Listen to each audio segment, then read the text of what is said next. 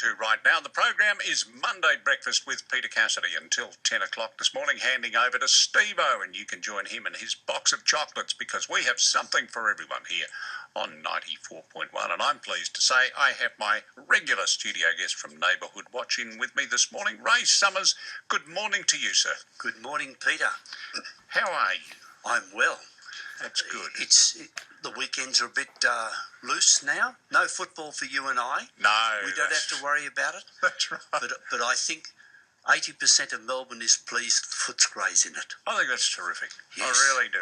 They've been waiting for it for a long time. Let's hope they can take it all the way this time. They've been so near, but yet so far in the past. Exactly. In recent time. And it will do football the world of good for someone else to be on top of the ladder. Indeed. Yes. Indeed. I doubt that you'd have many Hawthorn supporters agreeing with you right now, but they had a tough battle.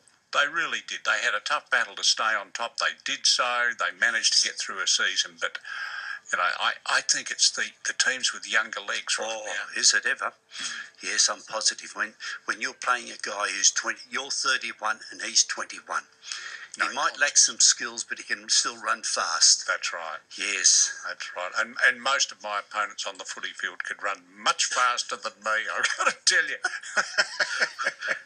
Well, we won't go any further along that line. I had a very brief football career when I was a youngster and decided that I wasn't really up to speed. So I took to rowing and I was much more successful at that, I'm pleased to say. I enjoyed playing croquet. Or croquet. Croquet, yeah. Yes. You didn't have to run in that, so it didn't matter. And it still requires brain work and skill. That was the part I was lacking in, was the brain and the skill. Yeah, well. I could keep up with the team, but anyway, Peter, that's life. There is always something for someone to do. Yes, indeed. Yes. Well, Peter, Neighbourhood Watch in Whitehorse is 30 years old, and you were one of the fortunate ones to attend a community meeting where we recognised some 30 plus original zone volunteers at that particular community meeting. And I mentioned at that meeting things that happened 30 years ago. Yeah, that's right. That really brought it home, didn't it? 30 years has passed very quickly. Reminds you what was happening then. Who won? And I think it was Hawthorn won the grand final in 86, I think. But anyway, some can remember, some can't. Our speakers went down well. The president of Neighbourhood Watch in Victoria, His Honour Michael Strong, and the inspector of Whitehorse, Robert May. He's the commander of Whitehorse area. That sounds more impressive, being the commander than an inspector. It does, doesn't it? No, I like that. I like it. Anyway, what will be is both their addresses were recorded, and both will be on our website shortly. And what else has happened in Whitehorse over the last month? We have moved on to Facebook. We didn't get excited because we had to learn as we went along, and we're recording or putting on there the latest detail of crimes and other happenings in Whitehorse. And to get that detail, you need to go to www.facebook.com/NHW Whitehorse. But what gets me is I think we just about know before the crimes are committed what's happening. And I provided you with a tally of what's taken place over the last week or 10 days. And it is huge, Peter. There were incidents relating to motor vehicles, over 17. And the common thing there is to go along and smash windows. Just vandalism. Don't knock them off. Mindless. Yeah. Absolutely. Although I saw in the reports Margaret Street, Box Hill, coins stolen from an unlocked vehicle. Just coins. Just coins. And another one, glove box and console of an Audi was ransacked. There, no sign of forced entry. The police are saying the car was unlocked. No. When people say, no, I didn't leave it unlocked, but there's no sign of forced entry. Guess what? Exactly. Yeah. but 17 vehicles. And I think the bulk of them, there was a rage, went from 11th and 12th of September. And it happened Mont Albert North, Vermont, Blackburn, and so on. No one is spared. No, I noticed in that summary that there was a toolbox on a tradie's ute forced, and I'm guessing that particular tradie probably had electrical tools in there. Absolutely. The whole thing very, very expensive to replace, and a jolly nuisance that the poor man was on his way to work the next day, and suddenly bang, I've got no tools to work with. No tools. Annoying, so annoying. And of course, what does happen? Builders are working on site. Their toolbox is open. Often the lid is up. And they're working around the back, and as you go by, you choose whatever you like and keep walking. I don't know. Residential burglaries. In that period, there were 18. And I noticed in that 18, and again, they're spread right across Whitehorse. No one is spared. Entry through an unlocked garage. Entry via an open bedroom window. And on it goes. And it just does not stop. Oh.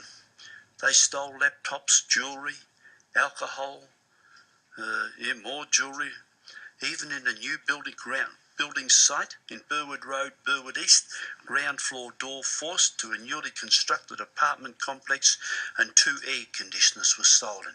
If they don't take the air conditioners, they take the hot water service. Is that right? Oh, that's regular. And the new stove, Yes. and all that sort of thing. Yeah. That sometimes they're not even fitted, they've just arrived, they're going to be done tomorrow. Yeah. And somebody is out watching. What is the good news about Facebook? All of this detail, with more detail than I'm mentioning now, is there on Facebook. And that's another new thing I've got to learn about. Oh, Facebook. And it'll be harder than playing croquet. Oh, I can guarantee you that. Yes. Anyway, commercial burglary in Vermont South. Turned up in a black Audi, and 4 black African appearance males smashed front glass window and stole $4,000 worth of cigarettes. Something I noticed interesting there, for a long time we were never allowed to identify the person who you may have seen there, whether they were black or white, or not allowed to say anything about them. No, that's Not right. even if they were fat or skinny. It's all PC, you see. You can't do that. It's racial profiling if you do mention where that you think they may have come from. Well, that has changed. So it should. Yes, they now identify. So, sadly, 4 black Africans in appearance were involved in this Vermont South commercial burglary. Then we go on to theft from motor vehicles, and one there in Box Hill. It was a ute. Victim had returned to his house to collect something he had forgotten and left the vehicle running and the keys in the ignition. That's asking for trouble, but hey, what are the odds? What are the odds, Ray? Well, it's interesting. I think the police will say, well, you don't have to wait long. It happens pretty often. No. These people must be lurking about every corner to take up an opportunity like that, for I goodness think sake. there are teams employed by the master. Yeah, spotters. Yeah, and has the teams out, and I think it's more prevalent in other areas. Perhaps what's happened here is they've been in other areas and they've moved across to Whitehorse and Manningham and Monash, where we haven't had much of this activity. And probably our powers of observation are down a bit. We're thinking couldn't happen to us, so we're not paying as much attention. Exactly. Yeah. And again, I repeat, all of this is on it's on our website and it is on our Facebook. The website detail is often a little bit older. It seems to be a collection of a week's activities is put onto the website. Okay. At Facebook, it happens every 3 or 4 hours. So we now have to have a night staff doing these jobs of tapping it in. This is becoming a massive industry, Ray. Well, just to keep your Facebook page up. No wonder the police were keen for us to have it. They said, we'll give you the detail. I'll bet. And imagine we are just getting what I sometimes call bread and butter activities. theft from motor vehicles, theft from houses. There's no reference about violence against people and fights and all that sort of thing. This is just one part of what police have to deal with day after day. Day after day. Yeah. That's right. 24/7. The violence against women team that operate out of Box Hill now has 8 permanent officers. How does that compare to other police areas? Do we know? Is that higher than the average? I think violence against women and men is broadly across the Melbourne. Okay. It doesn't interfere. It doesn't worry about what city you're in, No. whether it's Whitehorse or Altona. No, It's all the same. 8 members. 8 members. What they are doing, and I'm diverting a bit here, getting away from what I was going to tell you. What they are doing is, in their team, they're bringing in a single person from another station, and they spend 6 months in that team, Right. like an apprenticeship, and then they go back to their station. So it's lifting the skills of officers in these other stations all the time. Okay. And Makes progressively that's happening. Male and female officers all the time. But no. And I remember last year we had a speaker from the Eastern Suburbs Violence Group, I think, a name like that, who operate in Box Hill, out of Box Hill. And somebody asked the question, the meeting was in Blackburn, and the question implied that, well, no, Blackburn, Whitehorse, it's spared from all that. And the lady answered, she said, no, it is just as great here. The fences are higher, so you hide it. Good point. Yes. Yes. It's here, no doubt.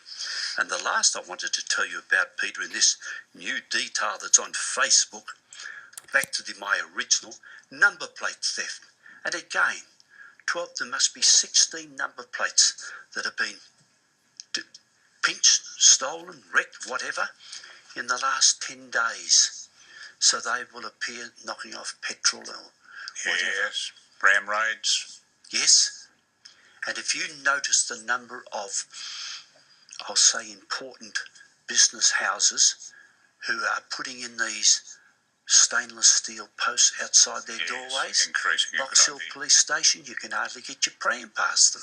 They're that thick, and that's happening everywhere. Yes. Outside banks, so you can't get in. So I'll have to find another activity to do. Yes, so anyway, crime prevention field activities, I feel that we're losing a little bit at the minute.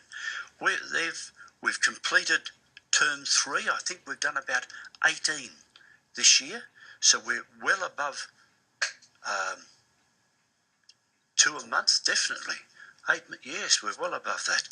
But anyway, we have another 4 or 5 planned immediately after the school holidays, where we will continue to visit hotspots.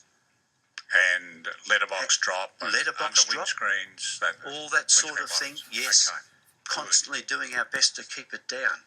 But when I read all this, perhaps they were all there. We just didn't have the resources or the way of passing it out. Now that we have Facebook, yes, and hopefully this will make people more vigilant.